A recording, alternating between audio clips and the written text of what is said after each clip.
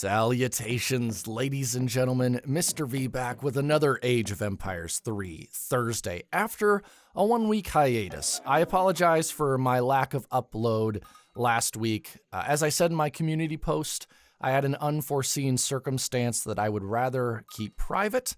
But as an apology for my absence, I do have a special treat, and it is, drumroll please, a Hausa doubleheader, and I cannot wait to cast these games. Just from reading the descriptions when I was downloading the recordings, these sound like a lot of fun. So I will introduce the players, and then we will go into a little bit of backstory. We are on the map Malaysia, just a 2 trading post route with water potential in both the north and south of the map. And on the east side, what I would say is the northeast side, we have McCleves. He is playing in the color blue as the civilization Hausa. Now, Hausa, I must admit, is a civilization I don't know a ton about yet. I'm still acclimating to the DLC civs. I am so stuck in my ways as a vanilla civ player that I guess I'm a little bit behind the curve. So maybe we can learn together, or maybe you can just tell me how wrong I am in the comments, but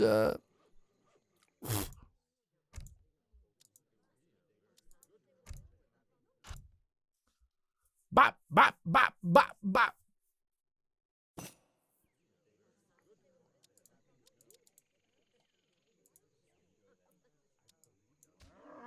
Salutations, ladies and gentlemen. Mr. V back with another Age of Empires 3 Thursday after a 1-week hiatus. I do apologize for my lack of upload last week, but as I said in my community post, there were some unforeseen circumstances that I would rather keep private. So as a bit of an apology for my absence, I will be bringing you, drumroll please, a Hausa doubleheader. That's right, I'm going to be casting 2 games in this video, so it might be a bit longer than my normal uploads. However, I will be sure to include some timestamps so that you guys know when the first game and the second game begin if you want to switch back and forth, or if you're only interested in viewing one game, though I recommend you watch both. So, I will introduce our players for this first game, and then we will go into a little bit of backstory. We are on the map Malaysia. It is a 2 trading post map, and we can already see our red player building the northern trading post quite early. And it does have water potential in the north and south, though if either player will be utilizing that, I'm not sure. In the northeast of the map, playing in the color blue as the civilization Hausa, we have McCleves. Hausa, I must admit, Hausa is one of those DLC civs I am still not acclimated to, probably because I am such a hardcore, old-school vanilla civ loyalist. I really love my European civs and my Ottomans and my War Chief expansion and my Asian dynasties. So I'm still trying to get used to these new build orders and these new mechanics. I know that sounds horrible because these civs have been out for a while. So, hey, maybe we can learn together. Maybe you can just mock me ruthlessly in the comments. Either way, it'll be entertaining. Maybe. I don't know. So that is McCleves. He is in the northeast, playing as Hausa. In the southwest, playing as a civilization I am much more familiar with. A civilization I used to despise with all of my passion. We have Mr. Indian. He is playing in the color red as the Ottomans, gathering in those second hunts, and it looks like he is sending his 3 villager card. Meanwhile, McCleves is sending his 3 villager card as well, though notably behind Mr. Indian, whose 3 vills are already arriving at the 2-minute 40 mark, and it looks like McCleves will be arriving closer to the 3-minute mark. Speaking of minutes and seconds, it took me 4 uploads of this series to realize that I had the game timer disabled. Now, I had covered up the progress timer, and I will continue to cover it up because I don't want people to know when the game is going to end, because that kind of spoils the action. But the fact that I didn't even have the timer up just shows how much of a noob I really am. So, Going into the backstory, like I promised I would, because I am a man of my word. McCleves is a part of the Free Food Party Discord server. He actually goes under the name Age of Bison, I believe. And he posted 2 of his recordings, both playing as Hausa. I looked at the description and the title, and I knew that I wanted these 2 games to be a part of the doubleheader cast I wanted to do this week. So if you guys have not joined the Free Food Party yet, this is not a sponsor. However, Free Food Party, if you're interested, give me a call.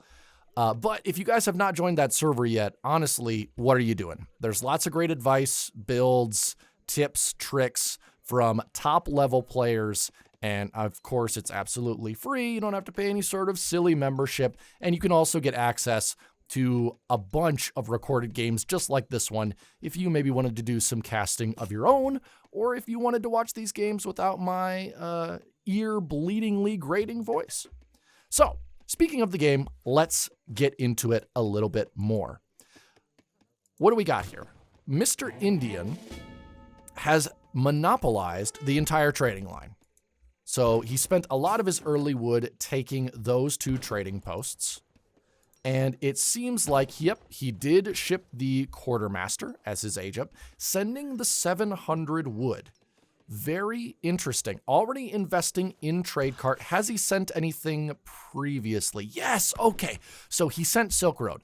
The minute I saw him monopolizing this trade route, I thought he might go this way. In case you don't know, Silk Road increases all crates by about 25%. And because he had all of that XP, I think he wanted to make the most of those extra shipments he was getting. And since he knew he was going to be sending 700 wood, 700 coin, 600 wood, 600 coin, he's got a lot of crates in his deck. I think he just wants to utilize the most out of all of those resources, get a lot of extra wood, a lot of extra coin. And that's going to allow him to invest into getting the trading cart fairly early at the 5-minute 30 mark and already sending wood, which of course is the slowest gathering resource, so it is the most efficient one to ship via trading post, putting 2 barracks down in the middle of the map as well as a market, 5 janissaries coming across the map before the 6-minute mark. So a fairly early rush, though it looks like McCleves has done a very nice job playing defense with his base building. He even has 5 Fulani archers out. He is also sending 5 raiders, training 5 raiders, and what else? Yep, he's also constructing some javelin riders. So these raiders are not going to be very good at the janissaries the janissaries at all. However, if the Ottoman player has not herded well, which his herding is okay, it's not great. This herd is getting away from him. This herd is completely out of reach, and this herd is completely out of reach. So he doesn't have a lot of safe food. If he's able to manage these 10 raiders well, he could get some early damage done. However, the Azaps are massing, as well as those janissaries. Are they called Azaps? Azaps? Somebody tell me in the comments. You guys know, that's my thing. I am bad at pronouncing the names of units. And an artillery foundry going down. So some Abus guns are going to join this composition. Wow. Mr. Indian is investing a lot of early game wood and seizing quite a bit of map control. However, I mean, he's built next to these gold mines, which I guess he secures the gold mines, but I would have almost liked if he had built somewhere more around here, because then he seizes these 2 hunts, which are technically McCleves, and he seizes that coin mine as well. But it looks like the 10 raiders are going to take out the northern trading post with their siege attack. One of the things that they're actually pretty useful for. I play mostly as the Dutch, and I can tell you, raiders are kind of annoying to deal with. However, usually, if you're able to get out some cav of your own, raiders do quite badly against cav, in my experience. Though, again, just going to disclaimer here, I am not experienced with Hausa. So if I say anything that sounds horrible, please correct me immediately. But these 2 villagers are going to go down to the raiders. If there's one thing I know raiders are good at, it is killing villagers. It's almost like it's in their name. And the Fulani archers are actually going to be a fairly good counter against all of these Azops, or Azops, whatever they're called. He does have some Javelin Riders mixed in case he runs into any Hussar, but out come the Janissaries, 10 Janissaries right on top of the Fulani Archers. Maybe a bit of an overcommitment there by McCleves, although it looks like Mr. Indian is not going to follow it up. He's going to pull his army back, and I don't know. I think he might have been better off if he had been aggressive there. He had the Archers in a bad spot. He had them within range of his Janissaries, and Janissaries have a massive ranged attack, which now is going to be countered by the fact that the Fulani Archers are now able to kind of kite and skirmish away. Archer units, not the best at skirmishing, but I don't know. And again, now that the Janissaries are going down, these Azops are in a bit of shaky territory. Yeah, I don't know. I definitely think I would definitely give that engagement to McCleves. Yes, he was able to, you know, kind of, I would give that advantage to McCleves. Yes, Mr. Indian, was able to catch some of those archers, but in exchange, he lost a trading post, which he had to rebuild, and a barracks, which he is still not rebuilt. Meanwhile, McCleves is pumping out the Fulani archers. And it looks like Mr. Indian's sending 600 coin. So he must have poured his 700 coin into Abus gun production, which he does have a lot of Abus guns out. He has 8 Abus guns, which are very heavy in the coin department.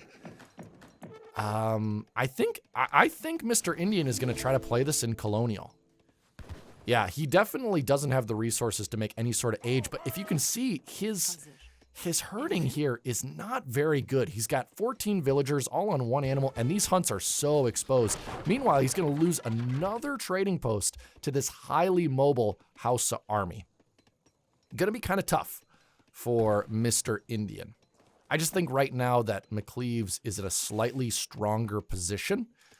He has 24 villagers versus Mr. Indian's 21, so not horrible. Now, I mean, Mr. Indian is getting out more Abus guns, which is going to be fairly good against the Javelin Riders and the Fulani Archers, if they can be protected.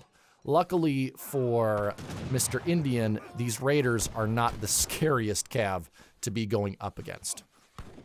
The Javelin Riders masking a lot of damage here, trying to cover for the Fulani Archers. Meanwhile, the Fulanis are pouring in damage from the back. Looks like a fairly even trade there, although... No, that was fairly even. I don't think Mr. Indian lost too many Abus guns. In fact, I don't know if he lost any. Does have a shipment up. We'll see what he sends. He's kind of running out of Age 2 shipments. Might want to be considering storing up for a Fortress Age transition. But, oh, here it is.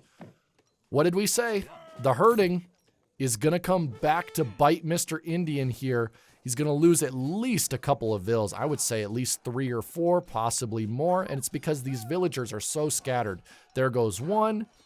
Well, actually, I don't know. I don't know if that was a mistake with the attack move, but the Raiders were not focusing on a singular group of vills. They were kind of just damaging all of the vills a little bit, which meant he was only able to get a couple of vill kills when he probably could have gotten more if he had targeted his cav a little bit better. Is not going to try to take out these 3 other vills. Did he not see those? No, he must have not seen those. How did he not? I don't know. Line of sight is weird sometimes. But the Ottoman army is getting kind of scary here. Lots of Abus guns, which again are going to be super good against all of these Fulani archers. Raiders still going around the map, which I think this is a better use for them than keeping them with the main army. They're not going to do very well in the engagement versus all these Janissaries anyway, and there's really not a lot in this Ottoman army that's going to threaten the Fulani archers. There is no cav for the... Oh, do we got another raid here? Yes, another raid going down, another vill getting killed. So... the Ottoman player, Mr. Indian, down to 22 vills versus 29. The vill gap is getting ever wider, and if he does not find a way to herd in these middle hunts, he is going to be in big trouble. I mean, look at how much food is in this middle part of the map. There's 1, 2, 3. I think there's 3 separate herds in there. So, I mean, if he continues to maintain this map control, which he has, McCleves is kind of belled up in his base. But if McCleves is ever able to push out and threaten this food, the Ottoman player is going to be in big trouble. So McCleves is going up to the Fortress Age. Very, very interesting. Continuing to make Javelin Riders. And what is Mr. Indian doing? Mr. Indian still not going up to the Fortress Age, still massing in Colonial. So he has a very, very, very tight timing here. If he pushes in and does a significant amount of damage before McCleves can take advantage of the tech of the Fortress Age, this might work in the Ottomans' favor. However, if he doesn't do enough damage, he is going to be out-teched and outmassed and outgunned and outplayed, and I am out of outwards. But it is looking pretty good. He is going to take down this war camp. The Fulani archers can't do a lot against this many Abus guns. The Javelin Riders also fairly useless. And with all of this Jan protection, going to be very hard for the Raiders to do any significant damage either. The Vil counts still 28 to... No! Mr. Indian has taken the lead in villagers. He must have sent a Vil card. Yeah, well, I mean... I don't know. McCleves hasn't been training Vils for a solid minute or two because he's been aging up. And he's on berries right now. Ooh, okay. So, I don't know. I think the impetus of this game has now shifted to the opposite corner. I think now it's up to McCleves to push out of his base and start claiming some more map control if he wants to push into the mid and late game and take advantage of this Fortress Age. So, we'll see what he's sending next. Shipment just coming in. What's on the table? Well, shipment not being sent yet. Send that shipment. Send that shipment, McCleves. Meanwhile, oh, the elite Akan Ankobia? I'm going to be completely honest. I have no idea what those units do. They look like some kind of shot. Oh, they're an arquebus. Okay, are they some sort of short-ranged, high-damage unit? Somebody tell me in the comments whatever those things are. I mean, the animation looked very cool, but they're all dead now. However, the Fulani archers are doing work back here, continuing to pour into the Janissaries. Meanwhile, the Raiders threatening on the flank, but these Raiders are just so paper-thin. What's coming out?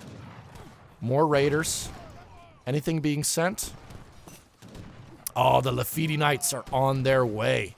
Okay, if he can hold out, oh, he's going to get his Raiders right next to the Abus guns. Going to get them in a very nice placement. 5 more Raiders coming out, along with the 5 Raiders from the south. And the Abus guns are going to get swallowed up. I think Mr. Indian pushed in a little bit too hard here. He had a nice advantage, but then the Fulani archers were able to clean up all of his Janissaries. And with that massive Raider pop, yes, they might not be the best, but against pure Abus gun, they are more than enough. And now, out come the Knights, and this is just going to make the situation even worse for Mr. Indian. Wow, what a hold. I don't even know if I would credit that to McCleves as much as just... I think Mr. Indian just overcommitted there, quite honestly. I mean, he had most of... He had most of McCleves' army dead to rights, but... the fact that he kind of got all of his Abus guns swept up by that massive cav pop was nasty. It was nasty.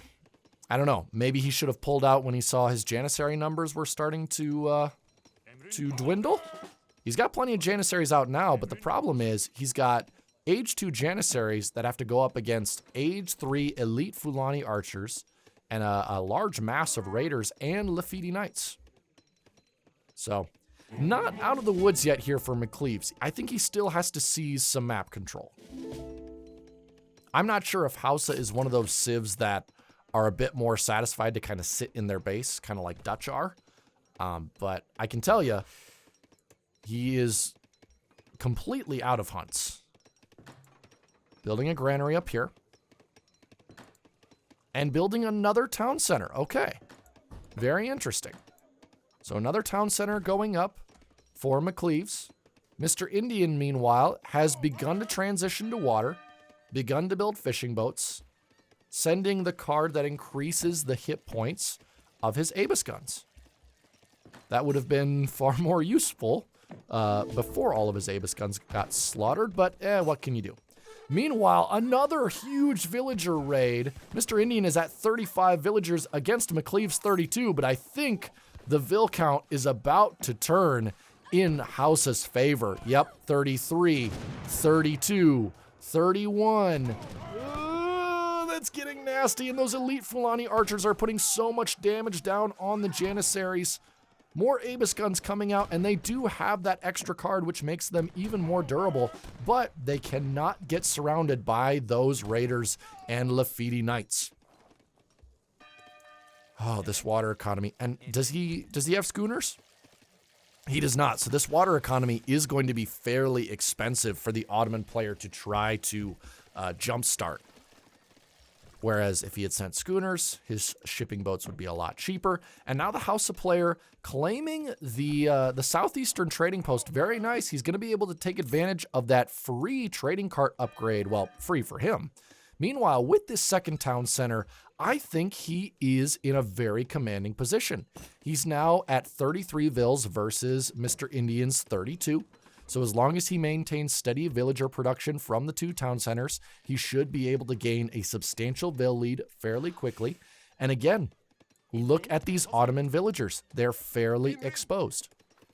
Now, I mean, this is something that will happen in the mid to late game, but you definitely want to ensure that your villagers can gather under the town center as long as possible. And even around the 7-8 minute mark, we already saw these villagers wandering very far from home. So possibly some better herding could have saved him gathering time, could have saved him a few vil kills, but I don't think that's the only factor here. I think really that last fight under the Hausa Town Center is what really turned the game in Hausa's favor. And these 5 Jans that are getting popped out, I mean, they're good against Cav, but against this mass of elite Lafitte Knights and elite Raiders with all of these elite Fulani archers in the back, the Hausa army is going to pull back here. They don't want to get trapped in between these two barracks. If 10 Jans were to pop out, that would be very nasty if all of them were able to get into combat. But I don't know. I just don't think these Ottoman units, these Age 2 Ottoman units, are going to be able to withstand this Age 3 Hausa army. And at the other hand, or on the other hand, excuse me, the Ottoman player's just out of shipments. Like, he sent his upgrades. He could send advanced arsenal and 2 galleys, but what's that really going to do?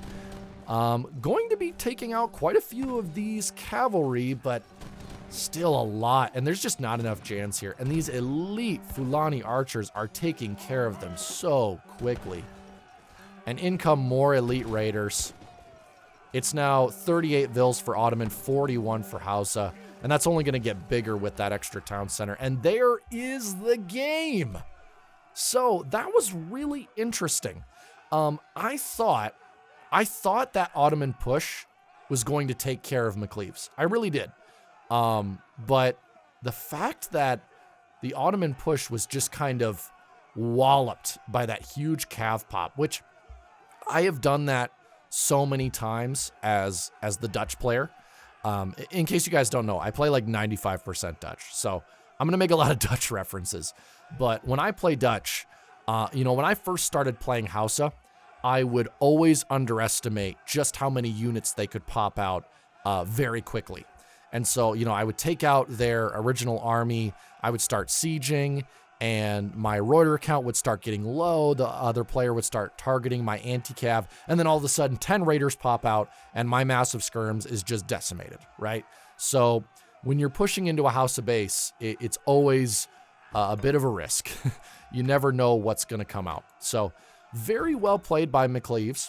And nicely played by Mr. Indian too. I certainly don't think he had a bad build. I liked what he did with the spice the spice trade, or no, Silk Road. Sorry, not spice trade, Silk Road. I liked what he did with that card to get lots more resources out of his crates and his trading post. I like that he seized the trading post early. I keep saying it. I sound like a broken record, but I really think it was this fight here, losing all of those Abus guns. That's so much coin. That basically ate up his 700 and 600 coin shipment, and it all died right there. And then when, Hausa was able to fully take advantage of those Age 3 upgrades as strong as Janissaries are and as strong as Abus guns are, you know, being an age behind can lose you the game. Wow. Groundbreaking advice, right? All right, guys, that is the first Hausa match. I am going to dip into the second one. Don't go anywhere. Salutations, ladies and gentlemen. Welcome to Age of Empires 3 Thursdays, the second game of our Hausa doubleheader. Now, this one was also a game played by McCleves, who we just saw win that Hausa versus Ottoman match versus Mr. Indian. Now, this map is Savannah. It's much different from Malaysia in the fact that there's much less water, a lot more land real estate, and an extra trading post in the middle. Lots of food, lots of coin mines, but you definitely want to make sure that you seize map control, or a lot of these resources can be very, very exposed to enemy raids, as we saw in the last game where those poor Ottoman villagers just couldn't avoid the raids. It just goes to show why, you know, people kind of around that basically 1200 to 1500 level, one of the biggest things that we often forget is herding, right? So, you know, McCleves is around, I believe, the 1460 range. And I think Mr. Indian was closer to like 1530, 1560. So just goes to show no matter what ELO, oh, there's a rhyme, herding cannot be forgotten, and it cannot be understated because it could just lose you the game. It wasn't the only factor, but it definitely was a major one. Anyway, in the east of the map, once again in the color blue, we have McCleves playing as Hausa once again, putting down the livestock market and the granary. Meanwhile, on the western side of the map, we have a new player, Great Scythe 11. Now, I've been told finding a recorded game of Great Scythe is actually fairly rare. So I am very, very privileged to be recording a game from this player's arsenal. He's playing as Germany, another OG Civ, and look at this. Look at this top-level player move, leaving his coin on the ground, didn't gather a single bit of it, wants to make sure he uses all of that gather time to get the wood and food necessary to get those initial Age 1 builds out. Did get the trading post. Did he get the house? Is he gathering for the house? Yeah, where is his house? Is it hidden somewhere? Did he put it forward? Where is this house? Am I going blind? Did I forget something? I don't know. Maybe I did. But anyway, he did send the 2 settler wagon, the most standard of standard German cards ever conceived. Meanwhile, Hausa also collecting food. Looks like he's just about to get the necessary resources to age up and is clicking in that age at precisely the 3-minute and 3-second mark. Meanwhile, Germany still quite a ways off of aging, not even at 600 food yet. So because he had to invest in getting that trading post, is going to slow him down a little bit on his age up. Now, I already like what I'm seeing here from Great Scythe. You can see his herding so far has been excellent. I mean, look at this first herd. It is all within like a millimeter of his town center, and already bringing in that second herd as well. Hopefully he brings in this third herd of gazelles. Elephants are a little bit harder to herd just because there's so many hit points, and if you kill the first one to herd it, it feels like it's a huge waste of food, but hopefully he can bring in at least one of these herds. Yes, bringing in the third herd. So he wants to make sure that those raiders do not kill and or delay any of his villagers. A lot of people think, oh, well, if I just don't get my villagers killed, I'm winning. Not so true, because every time your villager is delayed, every time he's running away from a cavalry unit, he is losing gathering time, which basically means for that amount of time, your villager's essentially dead. So you want to avoid not just them dying, but being delayed in any way, shape, or form. And look at this second giraffe herd being put directly under the town center. The market going down. He is in transition to the second age, but meanwhile, McCleves has been in the second age for some time. He is up for a shipment. He is sending 5 raiders So we are going to see just how good Great Scythe's herding has really been. And, ooh, McCleves, bonga bonga. What a great name for an explorer. Picking up the 75 XP. Now, I really like what Great Scythe has done here. It looks like, yeah, he already has 2 shipments just geared up and ready to go from those 2 trading posts. One he built right away, and the other he built in transition, but going to be sending the 3 settler wagon, and then I would imagine either the 700 wood or maybe a 700 coin. Maybe we're gearing up for a fast fortress here, but I think the 700 wood is more likely. A church! A church is going down. Interesting. Okay. So spending some of his wood on a church. We will have to see what comes of that. But out come the 5 raiders from the shipment, along with 5 raiders that have been trained.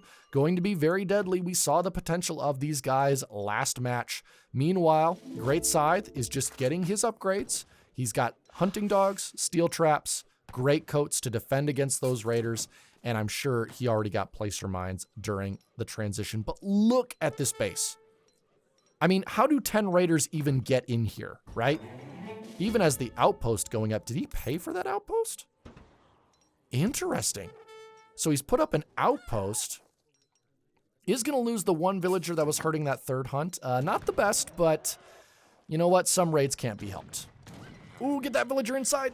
Okay, looks like he's going to get all of his vills in. The 2 Ulan that came from the age up are going to be able to do some damage to these raiders. Now, raiders, as far as I know, are not the best at cav-to-cav engagements. And along with that town center fire, doing quite a number on the raiders, although he did lose the 1 vill. 3 doppelsodners coming out. They will rip apart any number of raiders that come from that town center. Although he might lose the house.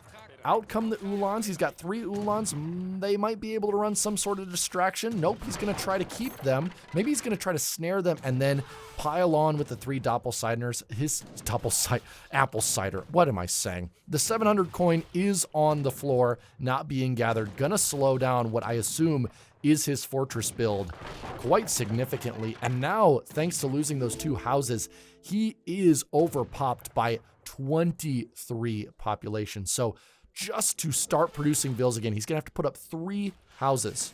Now, he'll probably end up buying a bunch of coin from his market. He does have excess coin, so the sooner he can buy some wood to get down some houses, the better. Or maybe he's just going to say, screw it, I'm not going to train vills. I'm just going to focus on getting to fortress so I don't have to worry about population anyways. Was able to drive off the raiders. It's been a long day. I need a sip of coffee. Hold on. All right. Caffeine has been ingested. We're ready to cast. So I think another vill is going to go down here. Yep, not going to make it to the outpost. So this is why I hate raiders. They are so annoying. And especially when you have a player like McCleves who's smart enough to split up his group, right? So players my level, well, I shouldn't even say that because McCleves is around my level. I think he's like 30 ELO higher than I am. Although I'm guessing his civ pool is higher than, 1. But, something a lot of players around my level do is they mass up all their cav into one group because they want maximum, hitting power, right? If a fight were to break out. But I like what McCleves is doing, breaking up his cav into smaller detachments so that he can threaten multiple sides of the map. Fulani archers are out. They're going to be able to keep all of those doppelsodners at bay, which, like we said, would just eat these raiders for breakfast. And kind of doing what he did last game against the Ottomans, just threatening the trading posts, just being very, very annoying. Harassing his enemy while continuing to build up his economy, although because of all of these shipments he sent, he is only at 23 vills. But, to put that in comparison, Great Scythe is only at 18 vills. However, Great Scythe has just entered the Fortress Age, so we might see a bit of an opposite situation that we saw last game, where now it's McCleves who is on a timer to press his opponent before his opponent can take advantage of those Fortress Age shipments. And I would say he is against a civilization in Germany that has an even scarier Age 3 than Ottoman does. However, did he quit? Oh my gosh, Great Scythe resigned. Did he? Was that game over? Oh, wow. When I was looking at the description, I didn't expect it to be this short of a game, but 9 minutes, 45 seconds. Maybe the rating pressure just became too frustrating and he just GG'd? I mean, I know I've done that before, but I don't know. Did he lose this game? I think he has. I mean, there's quite a few Raiders out on the map. And there's Javelin Riders and Fulani Archers. 25 Vils versus 17. Yeah, I mean, what is, and the more I think about it, what is he supposed to do here? He's popped. He's holed up in his base. All of his hunts are being harassed. He's 8 villagers down. He's in the Fortress Age, but he doesn't even have very many Fortress Age cards. He's got only... I mean, he has some. He has 8 Skirm, 9 Ulan, 5 Dops. But he's got a lot of mercenary cards, and he's got a lot of industrial cards. So I wonder if Great Scythe was planning some sort of maybe FI or semi-FI that would kind of, I don't know, maybe it would transition into Merc play? Yeah, this does not look like standard Germany to me. I don't think he was gearing up for Fortress Age. I think he was trying to FI. I mean, because he has the 1,000 coin in his deck, the 1,000 wood. Yeah, no, I think it was a bit premature. Maybe he could have held out a little bit longer, but at the end of the day, I think McCleves has a significant advantage. I mean, don't get me wrong, Great Scythe could win this game, but he would have to clamber out of a deep hole because the military count is... let's see here. Let's see, 14, 21, 26. So 32 to approximately 8. Yeah. Yeah, no, I agree. The more I'm looking at the map and I'm kind of analyzing the condition of the game here, the more I agree that Great Scythe could have fought it, but I think he knew that he was beat. I think he knew that his build order was just not going to work. And if he tried, he would, I don't know, maybe he would have like sent 1,000 coin and hobbled into the 4th age. But then as soon as he hits 4th age, he's got, I don't know, 25 Raiders and 20 Fulani Archers and 10 Javelin Riders just sitting under his town center. And what are you going to do then? You're going to send 2 heavy cannons just so they can get murdered? So, all right, well, an interesting game. Certainly things we can take away. I mean, I think Great Scythe's herding at the beginning was fantastic. I really do. I think his build was solid. However, I think maybe after seeing all of the Raiders, maybe skip the church, put down a stable, and produce Ulan. However, maybe he thought he could hold off using Town Center and Doppelsodners and maybe kind of just will himself into the next stage. But well played by McCleves. I mean, after seeing these 2 games, I know why Hausa is so popular. I think, in fact, my good friend Widgie has been playing Hausa a lot, which, yeah, I can see why it's a strong civ. Makes me want to learn more about it. And I think that's going to wrap it up, guys. Well played. Well played by McCleves. When he submitted these replays, he kind of described that they were interesting games and that they might be worth a cast, and I agree 100%. So McCleves, Age of Bison, I know I didn't ask you for these replays, but I just kind of took them off the public domain. Thank you so much for playing these and making them available on the Free Food Party server, which I'm going to plug it again, guys. If you have not joined that server yet, again, it is a hub of build orders and decks and friendly advice from players who know what they're doing. And it's just a fun community to be a part of. So I highly recommend you join it. In fact, I will talk to the guys at FFP and maybe we could get some sort of sponsorship going. Who knows?